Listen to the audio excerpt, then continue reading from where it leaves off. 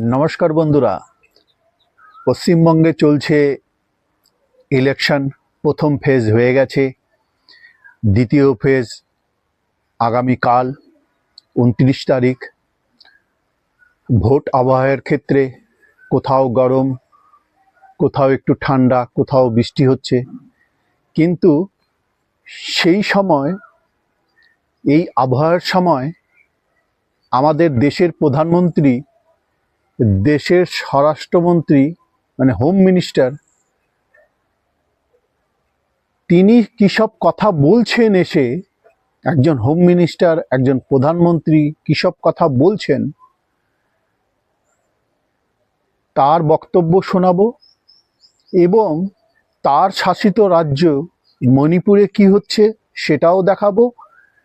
এবং তিনি যে অধিকারীদের এখানে অবজারভার হিসাবে পাঠিয়েছেন, উত্তরপ্রদেশ ক্যাডারের, বিভিন্ন রকম ক্যাডারের, বিশেষ করে উত্তরপ্রদেশ ক্যাডারের, খুব ভাইরাল হচ্ছে অজয় পাল শর্মার। তার কীর্তিকলার, তার ব্যাকগ্রাউন্ড কি, তিনি একজন প্রথম জীবনে প্রফেশনাল ডেন্টিস্ট ছিলেন, তারপরে হয়তো পরীক্ষা দিয়েছেন ইউপিএসসি, আইপিএস হয়েছেন। তিনি কে, তারও সব কীর্তিকলাপের ভিডিও দেখাবো এবং তার শোনাবো। তার উপর কি কি ধারা লেগেছিল, কেস হয়েছিল, এসআইটি গঠন হয়েছিল, সেসবও বলবো।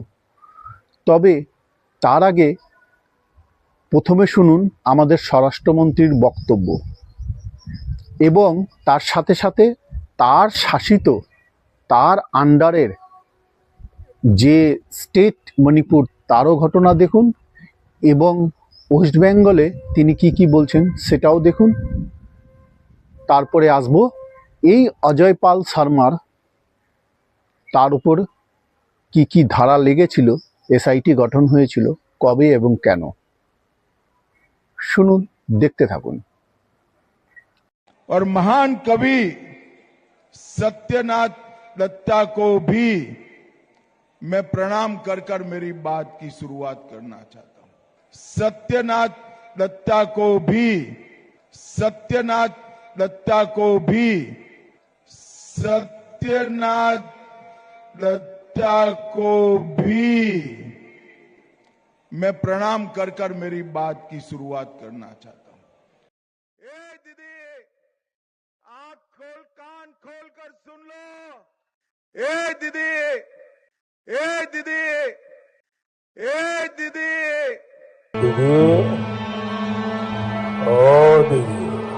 ए दीदी, ए दीदी, ए दीदी। আমি তো মনে করি না আমি বস্তি শহরে বাস করি। It is an insult to every Bengal. ये दीदी के राज में, कम्युनिस्टों के राज में पूरा शहर एक प्रकार से आज झोपड़पट्टी का शहर बनकर रहेगा। কেন্দ্রীয় স্বরাষ্ট্রমন্ত্রীর 20 कंट्री আমি গেছি, लेकिन ওরা বলে Calcutta one of the best city. गलत है क्योंकि I am Calcutta is my city, ये मेरा शहर है। গুজরাট মধ্যে করেছিল, কাপড় ঝাঁকিয়ে বেরিয়েছিল, ওকে দেখা যায় আমি শহর করেছি। ওকে বলুন যে এখানকার শিক্ষা और এখানকার সংস্কৃতি আগে শুনবে, তারপরে কথা করবে। ये ढोलक कौन बजा रहा है? बंद करो जरा। ये ढोलक कौन बजा रहा है? पीछे ढोलक बज रहा है, बंद करो जरा। जब वर्दी से भरोसा झलकना चाहिए, तब अगर हाथ उठ जाए किसी बुजुर्ग माँ पर, तो सवाल सिर्फ एक व्यक्ति पर नहीं, पूरी व्यवस्था पर उठता है। कहने को तो पुलिस का स्लोगन है हर समय जनता की सेवा के लिए तैयार, लेकिन क्या सेवा का मतलब थप्पड़ है? क्या कानून की ताकत इतनी कमजोर है कि उसे एक असहाय बुजुर्ग महिला पर हाथ उठाकर साबित करना पड़े? जहां सरकार महिलाओं के सम्मान को सर्वोच्च प्राथमिकता बताती है, वही अगर जमीन पर ऐसा दृश्य दिखे तो यह सिर्फ एक घटना नहीं, बल्कि व्यवस्था के आईने में दरार है। हम कानून के खिलाफ नहीं, हम अन्याय के खिलाफ हैं। हम पुलिस के सम्मान के खिलाफ नहीं, हम वर्दी के गलत इस्तेमाल के खिलाफ हैं। जरूरत है जवाबदेही की, जरूरत है आत्ममंथन की, ताकि सदैव सेवा में तत्पर सिर्फ दीवारों पर लिखा स्लोगन न हो, बल्कि हर नागरिक के दिल में भरोसा आबादी बने। है आबादी के लगे मैंने कुर्सी लगा बैठल और करे बाद आइला सिपाही कहता भागो भागो भागो हम कहनी हम नहीं भागो ये आबादी है यही जी हम बैठे हम भागम ना तो कहता नहीं भागबे हम कहनी नहीं भाग कहता भाग जल्दी जल्दी हम कहनी नहीं भाग बाई पकड़ के हमारे तर घींच के आ होने कह दिया आ घींच के आ एक थापड़ मारो पुलिस वाला मारने आपके? पुलिस वाला मारो आ गिर गई नहीं हम वही गिर गई नहीं गिरने के बाद पानी लगा हम के थी भाई आ हेतात के ईटा मानो हे वही गिर अपने बचाव में? हाँ हेतात के ईटा रहे तो उठा ले खतरा मारो मारो मारो मारो अभी जीवन आता ना फिर हमारा नाई रोका फिर गिर गई इतना बात कहानी मानो जे हम नहीं हटा वही पर मार ले आबादी है आबादी के लगे मैंने कुर्सी लगा बैठल और करे बाद आइला सिपाही कहता भागो भागो भागो हम कहनी हम नहीं भागो ये आबादी है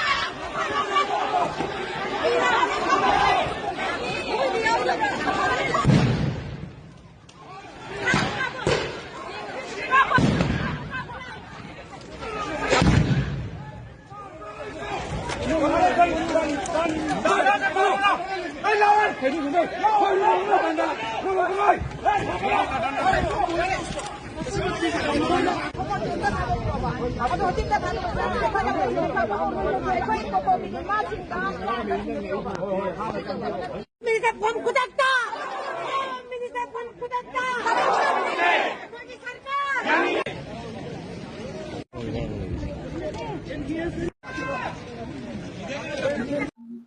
এবার শুনুন কিছু আইপিএস অফিসার এসছেন বিভিন্ন ক্যাডার থেকে দেশে। তাদের মধ্যে উত্তরপ্রদেশের ক্যাডারের থেকে একজন এসছেন এসএসপি র্যাঙ্কের, পরে নাকি ডিআইজি হয়ে গেছে। যাই হোক, তাকে অবজারভার করে নিয়ে আসা হয়েছে। তিনি এখন দক্ষিণ 24 পরগনার এক জায়গার দায়িত্ব আছেন। তার ভিডিও দুদিন ধরে খুব ভাইরাল হচ্ছে। তিনি কি ভাষায় কথা বলছেন, একজন এত বড় অধিকারী দেশের বা আরও বড় বড় পদে যেতে পারেন, যাবেনও হয়তো, তাকে সংবিধান কি বলছে তিনি খুব ভালো মতন জানেন, কিন্তু সেটা তিনি এখানে প্রয়োগ করছেন না। তিনি ভাবছেন যে উত্তরপ্রদেশে যেভাবে চলে আমাদের ওয়েস্ট বেঙ্গলও সেইভাবে চলবে। না, ভুল কথা। তার মাথায় যে গোবর ঢুকে আছে না, তিনি যদি শুনে থাকেন বের করে দিন। তিনি যেখানে দাঁড়িয়ে একজনকে কথা বলছেন, তার বিরুদ্ধে যদি কোনো কমপ্লেন থাকে আইনত তাকে অ্যারেস্ট করে শাস্তি দিই, কিন্তু সেটা তিনি করেননি। আইনগত কোনো কথা তিনি বলেননি। তিনি বলেছেন যে রাস্তার একজন দাদার মতন, চপড়িফোর দাদার মতন। কি কথা বলেছেন শুনুন, শুনে তার যে ব্যাকগ্রাউন্ডের কিছু কীর্তি আছে সেটাও দেখুন, দেখতে থাকুন, খুব ভালো মতন দেখুন আর চ্যানেলটিকে সাবস্ক্রাইব করুন। দেখুন তো তার কীর্তিকলাপ কি। आसपास के जितने भी लोग हैं अच्छी तरह से समझ लें कि अगर किसी ने बदमाशी करी तो उनका कायदे से इलाज किया जाएगा। फिर अगर कहीं से खबर आ गई कि किसी ने कोई खुराफात करने की, किसी को परेशान करने की कोशिश की है, तो फिर उसकी खबर फिर अच्छे से लेंगे हम। ये जहांगीर के घर वाले भी खड़े हैं, उसको बता देना कायदे से। ये बार बार जो खबरें आ रही हैं कि उसके लोग धमका रहे हैं, तो फिर अच्छे से खबर लेंगे, फिर बाद में रोना पछताना मत। तो फिर उसकी खबर फिर अच्छे से लेंगे हम। ये जहांगीर के घर वाले भी खड़े हैं, उसको बता देना कायदे से। ये बार बार जो खबरें आ रही हैं कि उसके लोग धमका रहे हैं, तो फिर अच्छे से खबर लेंगे, फिर बाद में रोना पछताना मत। जहांगीर खान की क्या लगती है? अंकल उसके ड्राइवर का नाम क्या है? जहांगीर के ड्राइवर का नाम हमें जानी ना। अच्छा, तुम जानते नहीं? तुम्हें क्या पता उसके बारे में? हमारे काका से बस और कुछ नहीं पता है।